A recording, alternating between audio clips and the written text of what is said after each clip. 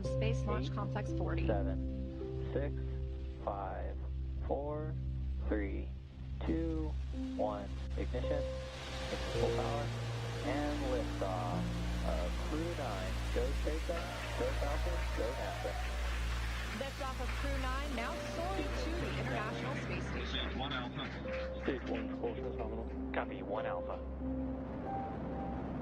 Those 9 Merlin engines now providing 1.7 million pounds of thrust, propelling Falcon 9 and Crew-9 and continuing to get good calls from teams here on the ground.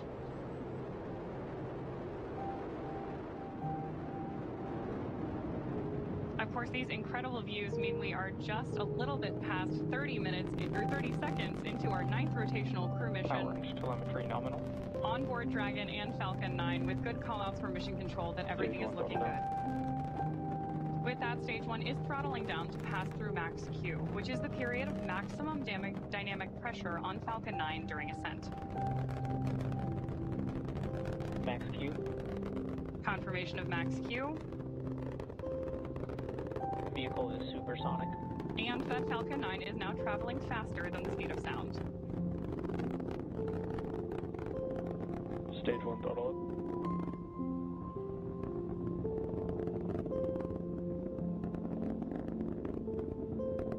Stage 1 Bravo. Copy, 1 Bravo. That call out for 1 1 Bravo means we're in the second and final abort mode for the first stage and continuing to get good performance. MVAC chill is underway.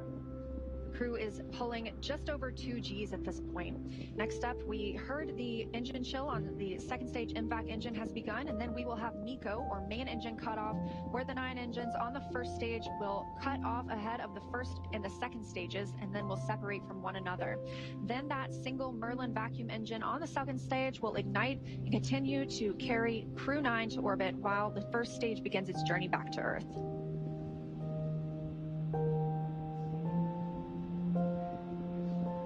Two minutes in, and the crew is now traveling over 2,600 miles per hour.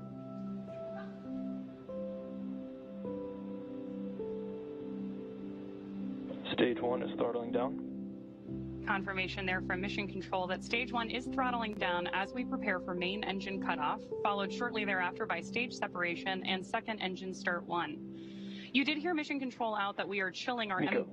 There's confirmation of MECO. Stage separation confirmed.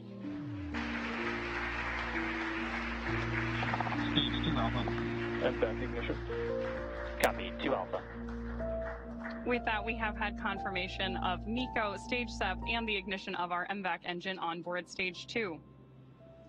Our next major milestone is going to be the beginning of Stage 1 boost back burn, which is expected in just a couple of seconds here.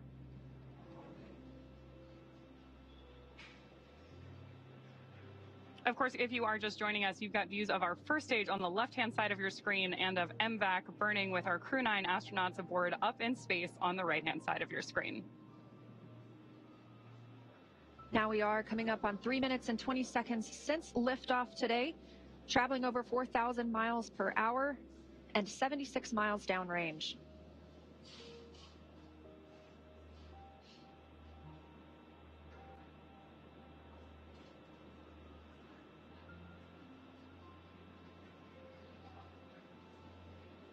As our first stage makes its way back to Earth, we are tracking a landing attempt today at landing zone 1, not too far from where we lifted off in Cape Canaveral, Florida. Dragon, SpaceX, nominal trajectory. Confirmation there that both vehicles Copy, nominal trajectory. are on nominal trajectories. Everything is looking good. And we're getting good performance on that single Merlin vacuum engine on the second stage. The crew's G-load dips right now. We are going to prepare to hit the separation event. Right now they're about 1 G, which is about what we're used to experiencing on Earth.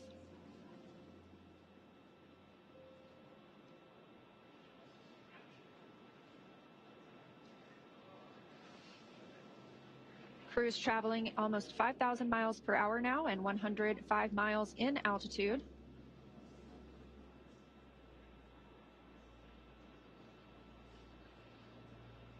As we await the entry burn for our first stage, you are getting great views of it on the left-hand side of your screen. You can also see 2 of our titanium grid fins, which are the primary mechanical structures. Dragon, SpaceX, nominal trajectory. Confirmation there from Mission Control that everything is still looking good. Freedom copies, nominal trajectory. Now, as I mentioned, those grid fins are the primary mechanical structures that we use to steer the booster back toward its landing zone, which today is LZ-1 at Cape Canaveral. Just as kind of a quick point of reference, those grid fins are about 4 by 5 feet, so roughly the size of a coffee table.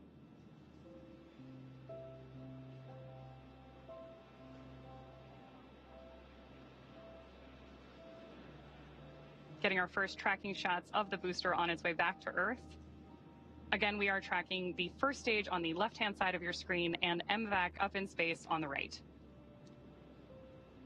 And we do continue to hear good calls for that second stage. Again, we will see this continue to fire until close to 9 minutes into the flight, now at 5 minutes and 45 seconds since liftoff today. This is accelerating Dragon to more than 17,000. SpaceX, nominal trajectory. More good news. Freedom copies, nominal trajectory. This second stage is bringing Dragon to more than 17,000 miles per hour. That puts our crew in orbit. And the single Merlin vacuum engine can produce over 220,000 pounds of thrust in the vacuum of space.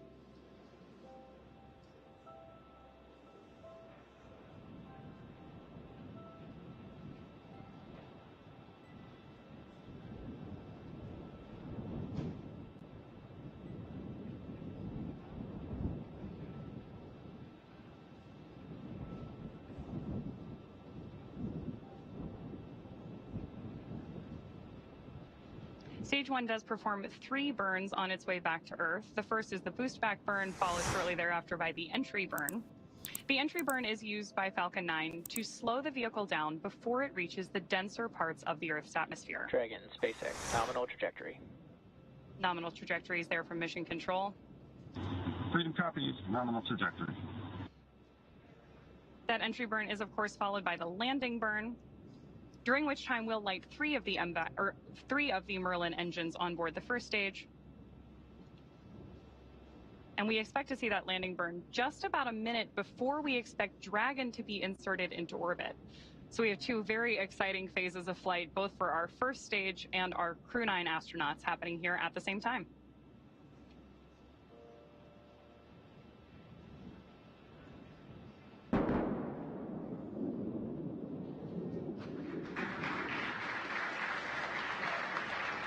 Stage 2, FTS has based.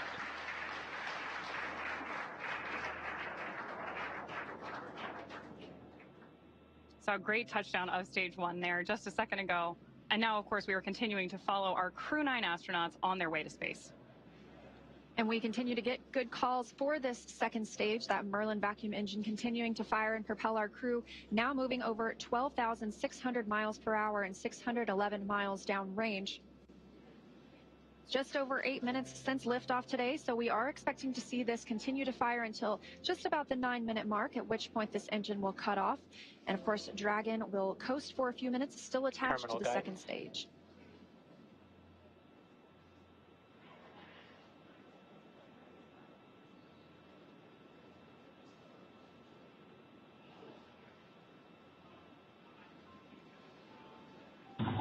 Shannon. That call. Copy. Shannon.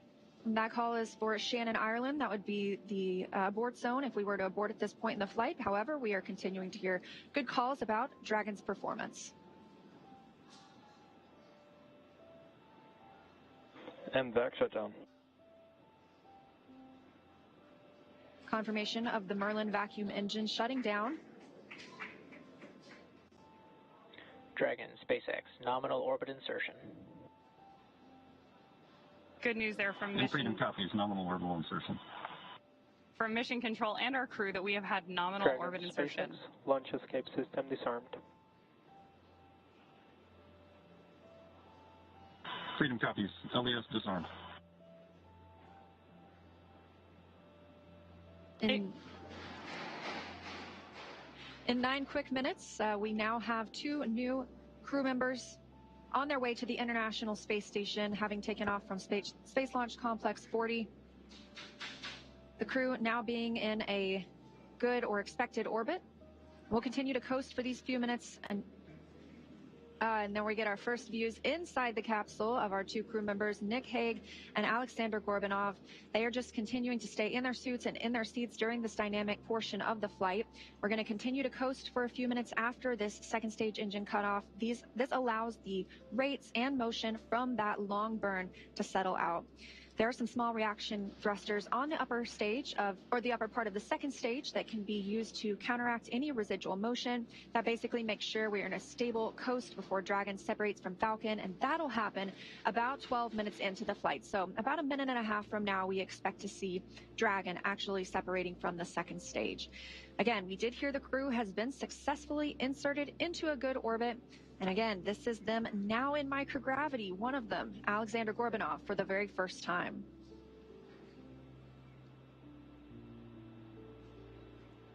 So as Leah mentioned, we are now just a few minutes away from the separation of Dragon from stage 2, during which time a number of activation checkouts occur.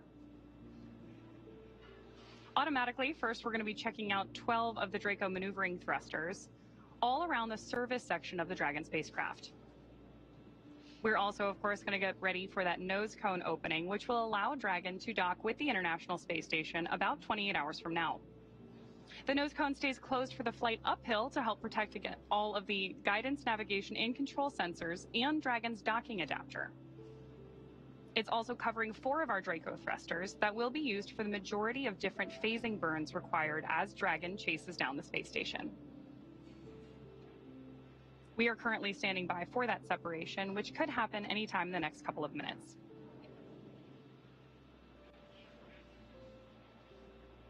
Currently, you can see the crew is just relaxing in their seats. They are definitely vigilant, though. They are able to monitor those crew displays in front of them, keep up with what's going on in the mission. They could take control if they needed to. However, it's been a seamless ride to space today. Good views there looking up into Dragon's trunk, looking at the heat shield on the bottom of Dragon that Crew-9 will use when it returns home early next year.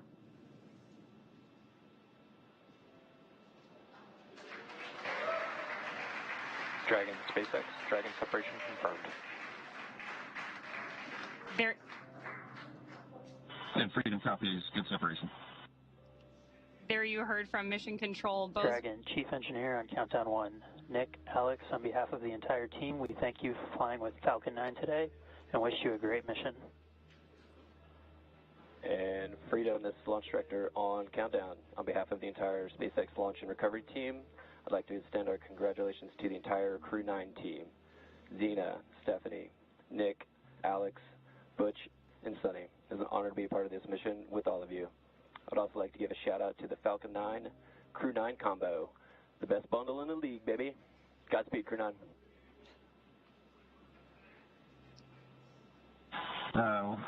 Couldn't say it any better. Thank you, guys. You know, we had the opportunity to meet so many people that were involved with the Falcon 9, and along the way was a sweet ride. I'm pretty sure my youngest son would say it was Sigma. Alex has got a few words to add as well. And all the entities that made this launch possible. Roscosmos, NASA, Big SpaceX. And thank you to my family and friends for their support. And also I'd like to express my gratitude to the hundreds of thousands of people around the world who are involved in the development of space technologies and to move humanity forward. Today's launch is also their accomplishment. Хочу сказать спасибо Роскосмосу, НАСА совместно со SpaceX за успешный запуск человека на орбиту, за очередной успешный запуск, и также благодарить родных и близких за поддержку. Спасибо.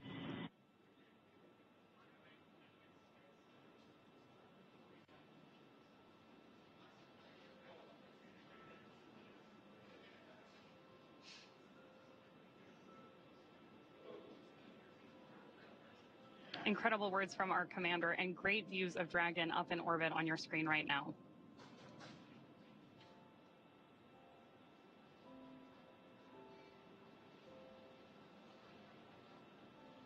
It's been about 14 minutes and 30 seconds since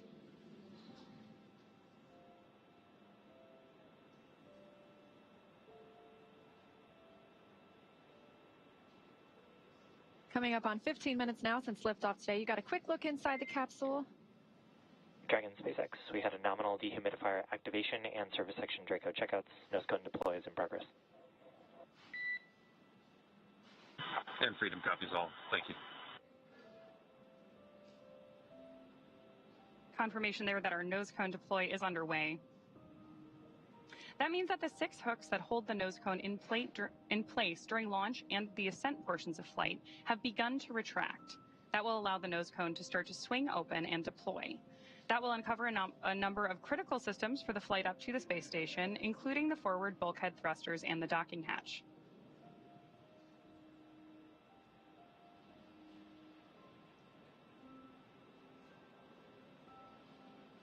Incredible views from our crew up in space on your screen right now, but I'm sure it's nothing compared to the view out of Dragon's window as they make their way to the space station.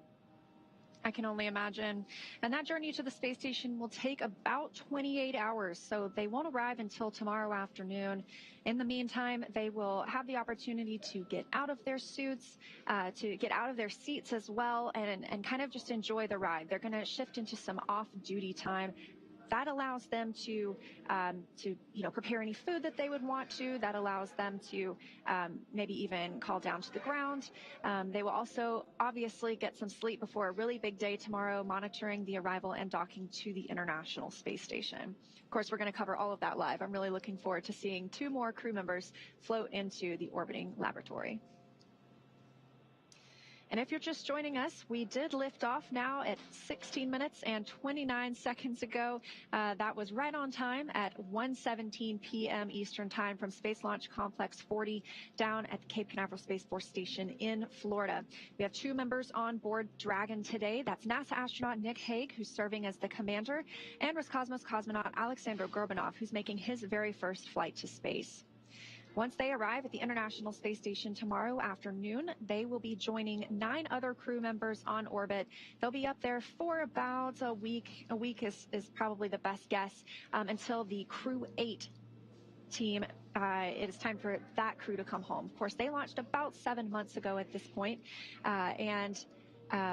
they will undock after they have completed a handover period with the Crew-9 crew, bringing them up to speed on everything that they've been working on for the last 7 months in orbit. So once they depart, we'll be back down to our typical approximately 7 people living and working aboard the International Space Station.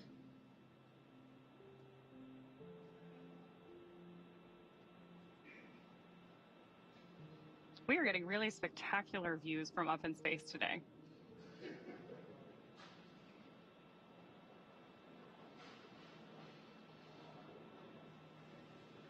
Shot there of our MVAC engine. We did get confirmation several minutes ago of SES-1. We know that nose cone opening is underway as well. Those are a series of hooks and latches that allow the nose cone to open. And that nose cone is closed during launch to protect the docking hatch, to protect 4 bulkhead thrusters that we will use for some of the larger burns that help us get to the International Space Station. One of the other things we're doing right now is going ahead and opening the ECLSS system, which stands for the Environmental Control and Life Support System, which will be activated inside of Dragon. As Leah mentioned earlier, soon our crew will be able to get their visors open and get out of their spacesuits and settle in for that 28-hour ride to the International Space Station.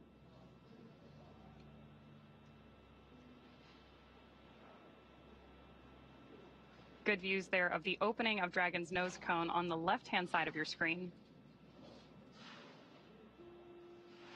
And coming up on 19 minutes since liftoff today, the crew, again, had a good orbital insertion, and that actually puts 14 people currently in low Earth orbit. That includes the those living on the International Space Station right now, as well as those living on the Chinese space station. So a total of 14 humans are now not off the planet, but rather orbiting around it.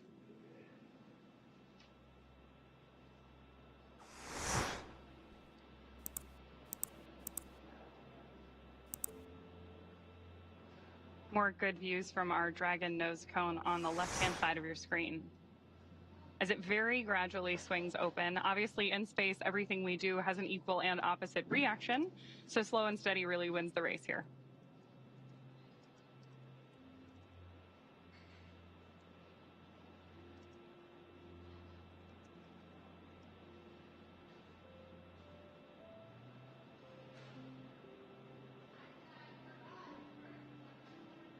Again, now 20 minutes since liftoff today. Dragon is flying free from the second stage, and it looks like they're about to enter an orbital nighttime. So now that they're at orbital velocity, that's 17,500 miles per hour, they are going to see 16 sunrises and sunsets a day. Again, it was an on-time liftoff at 1:17 p.m. Clean ride uphill.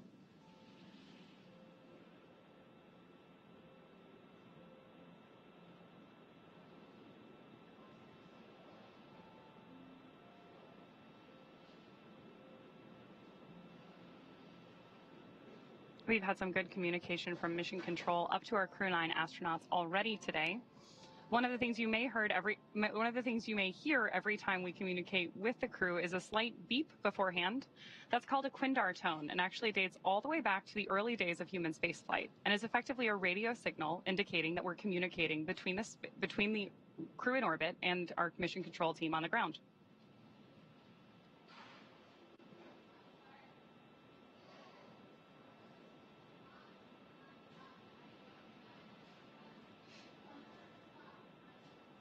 We now have views back inside the capsule. Dragon SpaceX, we had a nominal nose cone opening. We do have just about 3 minutes here left in the ground station pass if you've got any fluffy stowaways you'd like to introduce. And Freedom copies, good Draco checkout, good nose cone opening. And I just so happen to have a furry friend with me.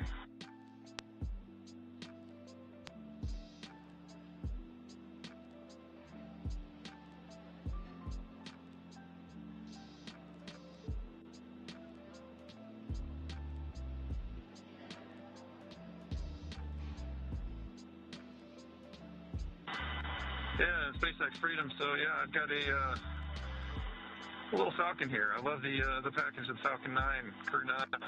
Yeah, we've got a Falcon on board with us. This one's a multi-flyer though.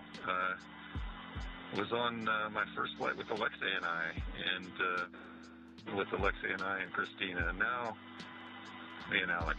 So say hello to Aurora.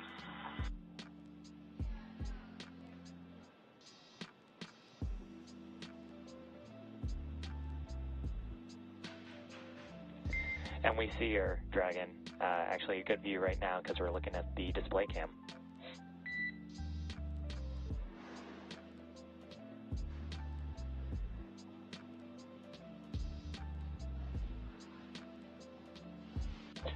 And Dragon delayed call, but nominal TCS reconfiguration as well as forward bulkhead Draco checkouts. And Freedom copies, good TCS, good Draco checkouts.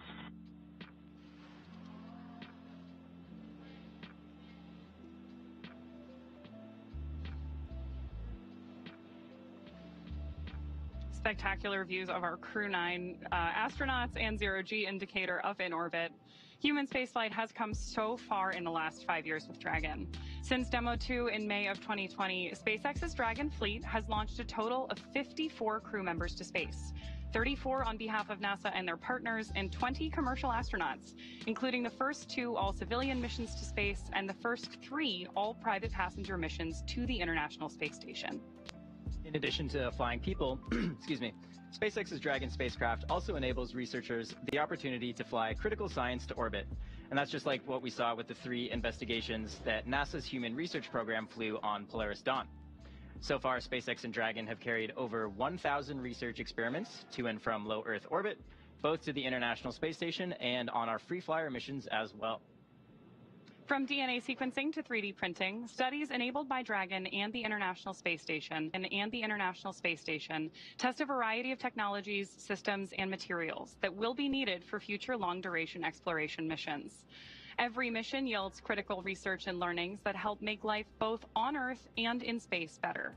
And flights like today's help us continue to lay this foundation for our future among the stars and continue our mission to make life multiplanetary. But for now, we'll be signing off from SpaceX, and we're going to send you back over to NASA. But before we go, we do want to thank NASA for entrusting us with today's mission. And of course, thank you to all of the viewers for being here with us today. Yeah, it was a really special mission. It was fantastic to see now 2 new crew members in orbit and on the way to the International Space Station. So with that, we're going to end our coverage from Hawthorne until we pick back up with our docking coverage in about 26 hours. So for now, we're going to send it back to you, Zena and Daryl at Kennedy Space Center to wrap up today's launch coverage.